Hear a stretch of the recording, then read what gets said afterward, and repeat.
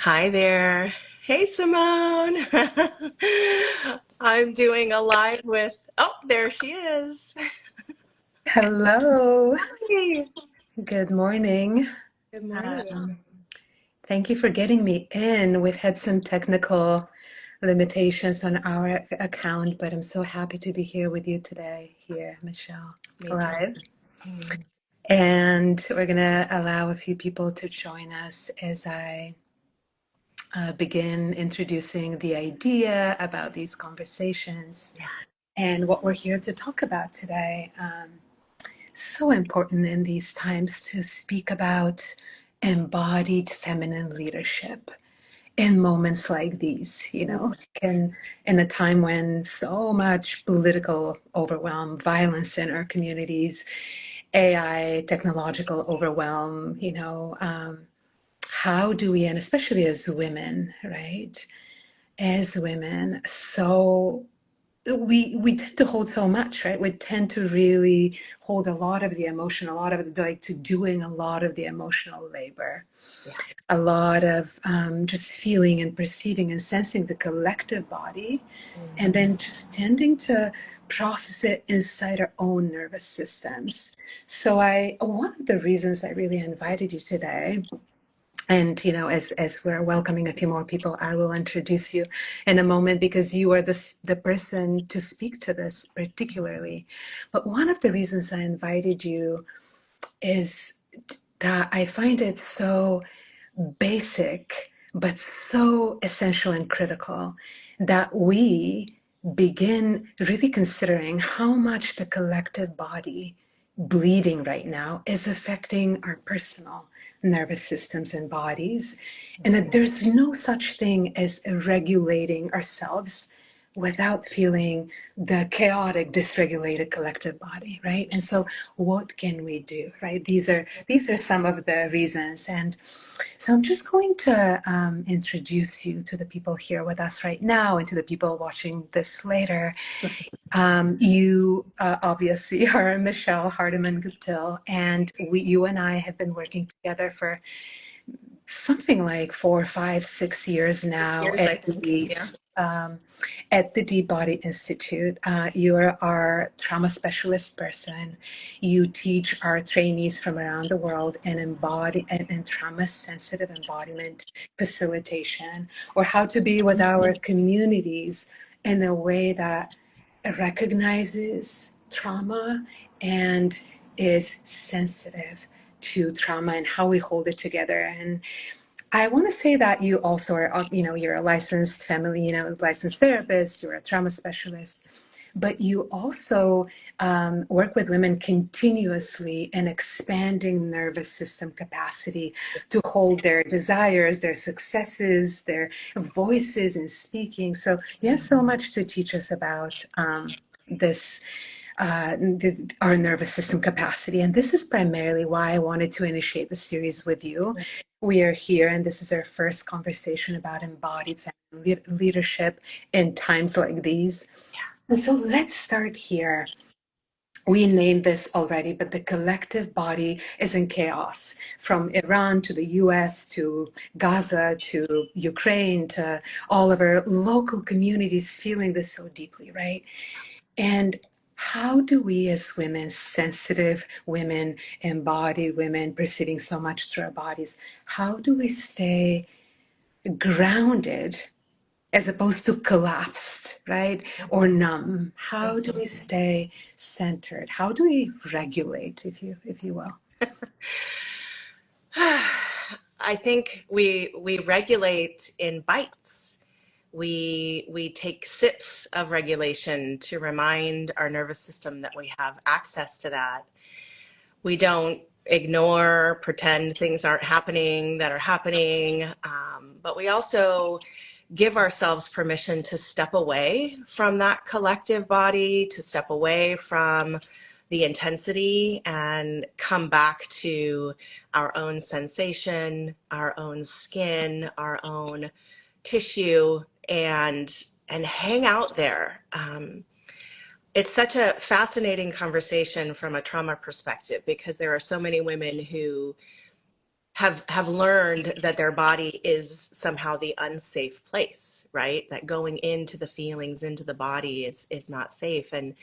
And part of what your work did for me as a human is reminded me that the opposite is actually true, that there is an entire universe inside my body, on my body, that I can kind of get lost in, and that allows me to set all of the rest of the world aside, including my social body, right? The body that says, I need to present as professional, I need to look a certain way, and to just shake all of that loose to get into those deeper, richer layers of truth that live inside of me. So yeah, we can recognize that we're checked out when we're no longer focused on our own sensation, when I'm not tasting my food, when I'm not feeling my own skin, when I put lotion on or I take a shower in the morning, right? We know because we're not feeling our emotions, right? Like that's sad, but I can't access that feeling state inside my own body.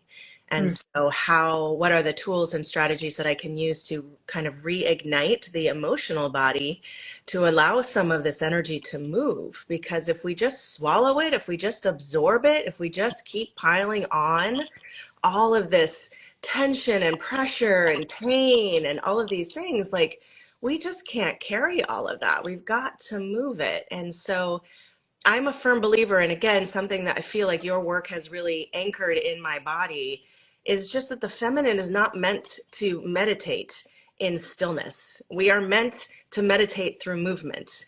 We are meant to move that shit through us. And then there is the space, the breath, oh, that's right, I can feel my heart pounding, or whatever that medicine is that lives inside our body that we need to sip on to be able to keep functioning. Exactly, exactly. I'm so glad you're naming that. And it is, in my mind, that is regulation. That is the feminine way of moving emotion, moving body, popping bone, Yeah. stretching muscle, really feeling our pelvises unclenching, creating space in the spine is creating space in the nervous Yes. system, right? And Yes. that's kind of what we also teach practitioners and work with practitioners to offer to their communities, right? To really go out there in the world and whatever women teams, organizations they're working with, to really invite not just women, right, but people to start with these very basic routines that instead of, and this is something like a personal example from my life, I've been starting my days often recently with all of the news and political shit, scrolling, right? The scroll is endless. There's a lot of what is going on, and that is violence, and that is more violence, and who is right, and what is happening.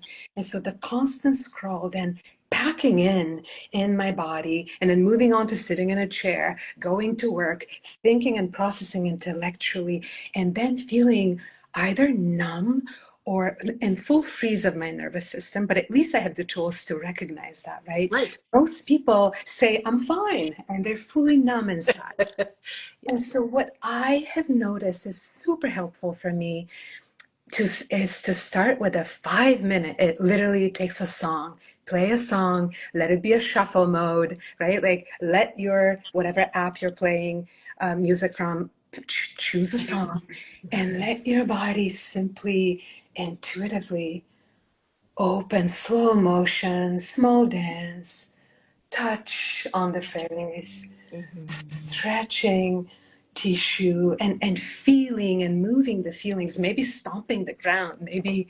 like drumming the floor, actually maybe running through the room. But this body, this psyche needs to become embodied in how it processes, right? Yes. What 100%.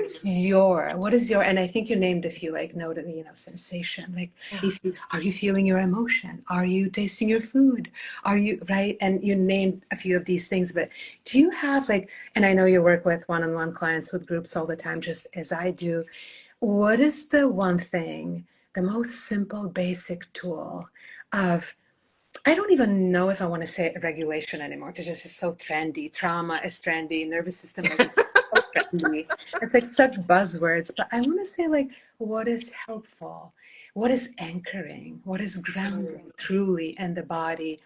And your experience with clients, with groups right now, like, what Mhm. is that one or two simple things that we can recommend? Yeah, the first that just pops to mind is really feeling into the physical weight of our own body as it connects to the earth. Some of the most regulating and grounding strategies for me is just laying down on the ground, but feeling the earth come to meet me. A lot of one of my favorite things about your work is how you bring the landscape, how you bring the earth body connection into every single journey you do. And that to me, even for my most, highly traumatized clients, there's something about that mother connection to earth that is so healing and regulating, including for those whose mothers were highly abusive or absent or whatever. It's like the missing piece in their nervous system is this connection to the mother who birthed us all, right? Um, that to me is really the most grounding connection. And what I feel is so different in your work than a lot of the somatic training that I've done is making that bridge. And then it's like, then I can feel my foot and the Mm, pressure of my foot on the ground or my belly to the earth, and I can breathe with her and I can feel her heartbeat. There's something about inviting that imaginal realm at the same exact moment that I'm feeling my body that's just mm, magic. It's like you're tapping into so much more than just like, oh, I have this body and I can feel it or I can move it. It's mm. more than that. It's this Yeah. deeper, richer connection. I love that you're bringing that in. I really do. And I love how you keep calling it my work, but it really is our work. Right? You've been doing it for years too, and it's the deep body work we're talking about. But Yes. I do want to say, actually, this is something very unique to the deep body work we do. When we speak about the primary somatic languages of the body, we didn't invent them. They were there before anybody spoke about them, right? There's sound, breath, sensation, touch, movement, clearly, right? But what I kind of started tracking and noticing, and my model and my work as I develop these languages for our communities, is that the earth body connection, no one's naming that specifically as a primary somatic language and somatic literature out there. And I was like, where is that? We are earthlings. Yeah. This is our core, right? So if we are like, there's a way in which we can allow for the earth to contact us Mm-hmm. and for our bodies to contact the earth again, but not in this artificial way or Yeah. not just as image, but in this primordial sense of that is my mother Yeah. holding me with gravity and with her full body at every moment of my life. Never alone. I am never alone.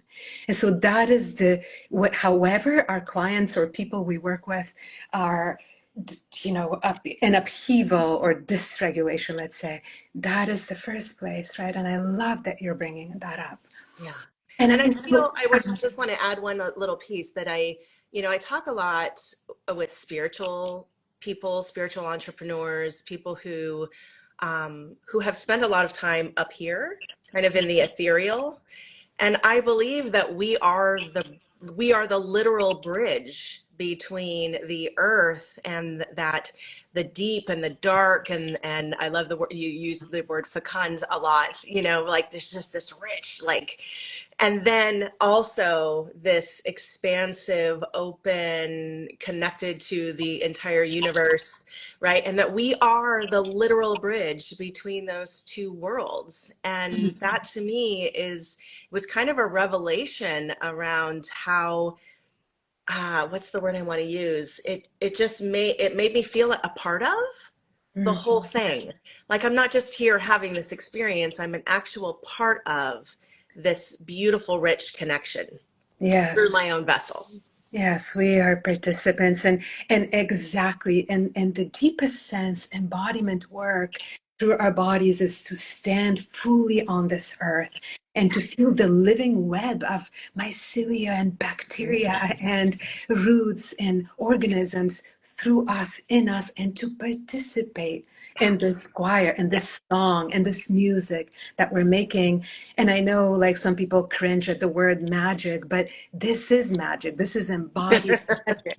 And I Yes. think that we as women, if in times like these, we don't get abducted into these, realms of violence and scrolling and checking all the news and being activist only through the intellect, but if we remain deeply rooted in activism through our bodies, right? We've been doing this for thousands of years, like literally for thousands of years. This is embodied feminine activism, that we do this through staying connected to the mama earth, through the building capacity in our own nervous systems, and then somehow really reflecting that back onto our communities, right? And inviting them into that state, felt state, right? Which we might call regulation in some current trendy words, but it's much more than that. And so because we're trying for these conversations to be kind of short and powerful, which I feel we've already done, right? I'm going to ask you just one more question. And I'm just going to say again, this is what we train our people to do at the Deep Body Institute. This is what we work with. This is what our facilitator trainings are all about. But just for everyone listening right now, however, then, I'm sure there are a lot of facilitators listening or paying attention now, people already working with their communities, clients, or just friends, family, right? In these times, where the socioeconomic climate is trying to abduct us literally into our intellect and into our above the neck all the time. What can we say to women wanting to, working with, through their own bodies, with their own communities? What can we really encourage them in a way of building their own capacity and then leading in a way that's not through this intellectual activism only? Like, let's think about it together. I'm not expecting you to have a ready answer, Yeah. neither do I, but we're just thinking through it, and then just a couple of minutes time that we have left. Hmm. So we can, there's a lot of keyboard warriors, right? We go online, we make our political statements, we, repost something and, get into that kind of intellectual dialogue around everything. Um, but what we really need in community, is co-regulation through the body. Right. And so when you have a body that comes into a room that's been really numb or dysregulated or, overwhelmed or whatever, simply being in the room with another regulated body is regulating. Like the body is always going to move toward the most regulated energy in the room. And when we stay and we learn as leaders, as feminine leaders, to practice and to keep coming back, it's not about being there 100% of the time. We just can't, right? But it is about recognizing when we're out and we're up here and how do I rest back into my own spine and take that breath and maybe soften the front of my body because I've been armored. And when I do that, I am creating a ripple effect through the room with my own body. It's like that mycelial network you were just talking about, right? The more we do this, the more that energy spreads through the world, and the world desperately needs us. The world desperately needs our embodied voices, not just the keyboard, but like getting up and speaking, doing these lives, having real conversations, feeling our feelings, Yeah. right? Like I'm getting tearful even just saying that, like really being present to the emotional body to support, like the cognitive body is here to actually support the rest of it. It's there to make us do something with it or compartmentalize it or write about it or do whatever it is, but it's got to come from here Yeah. in order to really land with people, right? And there's so much dysregulation. You can throw one sentence out into the universe and it thousands of people suddenly become enraged and and Yes, it's like, what are you putting out in the world through yes. your own body, through your own voice? Are you showing up on video even and just having these conversations or just speaking your truth for 5 seconds? Just we so need to feel each other. Mm-hmm. That's the biggest thing I would say, is we need to Yeah. feel each other. Ah, thank you so much for that. We need to feel each other. And I feel like you're saying yes in the room, and that is so primary. We together in the room or around the circle or by the fire or in the forest, right? That is so primary. And I do want to say, like, yes, that is the counterpoint to becoming a digital human.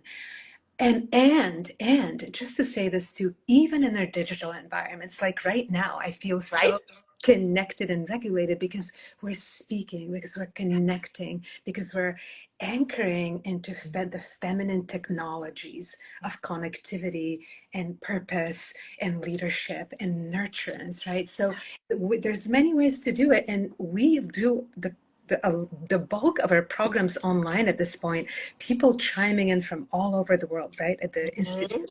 And we have another one coming up this weekend. Our training cohort for 2026 opens in April, and it's all online. And we do go to in-person retreats as well. But, a lot of it is online. And I have to say, there's something about moving our bodies together, Yes. even in the virtual space, connecting and nurturing the Yeah. feminine ways, the body-based ways of being on this planet is absolutely healing and Yeah. holding to the psyche. So I Yeah. think that's where I want to leave it. Mm. And I'm so grateful that you are our first guest for the Embodied Feminine Leadership Series. We continue next week on Wednesday at the same time, same place. And thank you so much, Michelle, for this. And I can't wait to teach more with you inside the Institute come April, Yeah. and to meet all the amazing women training with us. Yeah. Me too. Me too. Thank you so much. Thank you so much. Take care.